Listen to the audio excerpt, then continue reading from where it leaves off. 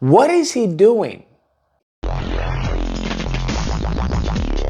Oh my goodness. So we're all aware of the absolute lunacy that has transpired thus far with tariffs galore, okay? You get a tariff and you get a tariff and you get a tariff. What that relates to is that it's gonna screw over the American people, all right? And he said before that when it came to car manufacturers, like he doesn't give a damn. He doesn't care at all. We see the stock market has plummeted, okay, in response to his lunacy of giving everyone tariffs. Tariffs for everyone, all right? Doubling up in some cases, I believe, with China when it comes to tariffs. As we're looking at this, on China, for example, some of the nations, there's a baseline 10% tariff, and there's a reciprocal tariff. China has this 34% tariff. There were already 20% tariffs in place on China. So is that 34% on top of that, meaning it's a 54% reciprocal tariff on China? I believe it is. The issue is no one knows what he's doing, not even those within his administration. You have even the Treasury Secretary go on CNN, and she was like, yo, why is he doing this? What led them doing this? And he just says, well, he's always wanted to do this. He has a vision, and that's why we're doing it. How did the president come to this decision? Well, look, the president's had a vision for a long time. He's been talking about tariffs. He implemented China tariffs in his first term. So he has been thinking about this for a long time. Huh? And the ultimate goal, based off of this interview, it seems that they want these countries to start building in America. I think the real thing is going to be, and that he's going to gauge the tariff level by, it won't be necessarily the calls from the leaders, it's going to be the calls from industry saying, okay, how can we get these off? And he's going to say, you can get it off, bring your factory to the U.S. That's what they want. This is how he sees the tariffs as a leverage. But the problem is that A, no one knows when the tariffs are going to end or if they're going to end, because according to the Treasury Secretary, well, we're just feeling it out. We're waiting for the Trump to feel it out. Should we view these as permanent? I think we're going to wait and see how this plays out. Well, I think the mindset is let's just see where we are, and then we'll see how President Trump feels about all this. What? And it's like, what do you mean you're waiting for him to feel it out? What that tells me is either A, there's some grand plan that you don't want to tell us, okay, which is unlikely, or B, you don't know yourself. You're just going off of what he says, and he says, jump, you say where to, Mr. President. That's it. There's no rhyme or reason to this, and whatever reason, it's faulty. That's what seems to be the case, but they're trying to sell it to the American people as, we're making America great again. That's not how it's going to work with the American people, because guess who's going to get impacted the hardest? I'm going to tell you, those who are middle to poor. That's what's going to happen. The middle class is going to be impacted. Those who are poor are going to be impacted, okay, if not already. Basically, once they start getting rid of the social programs. So what is the game plan here? Because I guess the only people who are going to be able to survive, an increase in everything, in literally everything. And we're already getting retaliatory tariffs that are happening.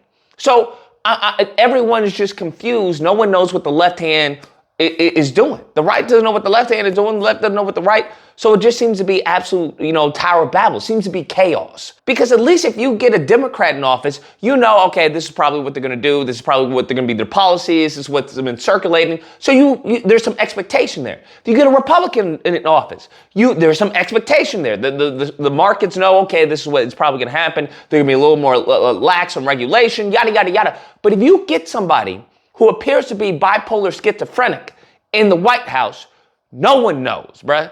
He's talking about, hey, I love everybody, and at the same time, off with your head. There is a certain level of trepidation that is occurring with everyone, that everyone doesn't know what he's doing. He doesn't know his next move. And when you have that, there is volatility. And that volatility doesn't help anyone. I won't say it doesn't help anyone, because there are probably people, way smarter than me that are probably trading off of the volatility. But for the rest of us, that's not feasible. So everyone else is just on pins and needles trying to see what's the next move. And if we're like that as American citizens, you can only expect how the other countries are like that. I really believe that tariffs benefit no one. They're bad for the world economy. They hurt people. They hurt businesses. And so I regret deeply the decision of the US administration this evening to levy a tariff of 20% on all goods imported from the European Union. My priority and that of the government is to protect Irish jobs and the Irish economy. The unilateral action that the Trump administration has taken today against every nation in the world does not come as a surprise. For Australia, these tariffs are not unexpected, but let me be clear, they are totally unwarranted. We are going to fight these tariffs with countermeasures. We are going to protect our workers, and we are going to build the strongest economy. And what it basically boils down to, how I see it, is either they bend the knee and they say, you know what, Trump, you win, whatever it is you want, you got it, okay, just stop these tariffs. Or they go about it in a way to circumvent the tariffs. They go about it in a way that would actually make us weaker. Where there's like, you know what, screw the US. They already are trying to annex freaking Canada. That's their ally. What do y'all got going on? Let's see if we can group up and, overcome this foolishness. And that's what you don't want to happen. And this whole concept of building here in the country, why on God's green earth? Because you have to think about this. As a company, as a country, if you wanted to invest in the United States, you couldn't. Because why? You don't trust Trump. You don't trust the man in office. Because one day he'll say something and then another day he'll go back on what he said.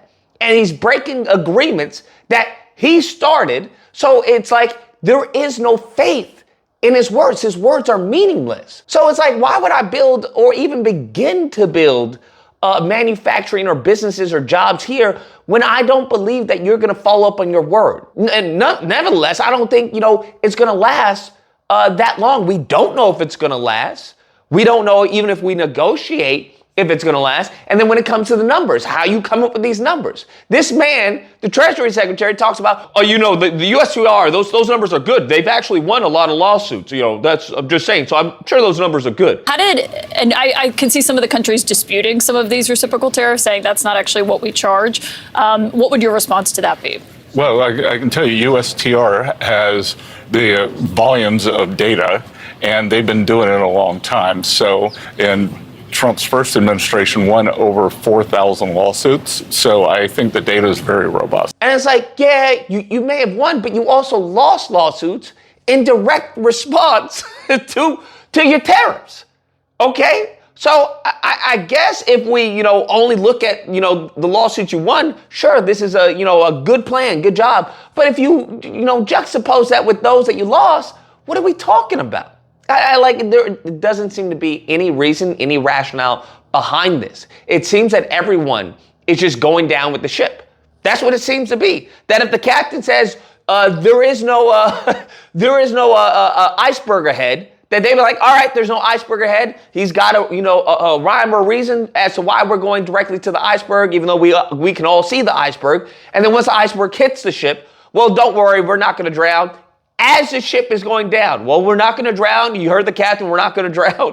That's what it seems to be. And this loyalist mentality, I guess that's good for Trump, but it's bad for everyone else. Because if the emperor has no clothes on and no one in his cabinet is going to tell him that, then we suffer. Some of you may die, but it's a sacrifice I am willing to make. Anyways, guys, that's the video. Let me know what you guys think. Whether or not you believe Lucas is 60 chess, you just wait and see. It's going to get dark before the sunset. Don't worry, everything's going to be okay. Or if you have believed, it seems you have more faith in this man than like any god you worship or claim to worship. That's what it seems like.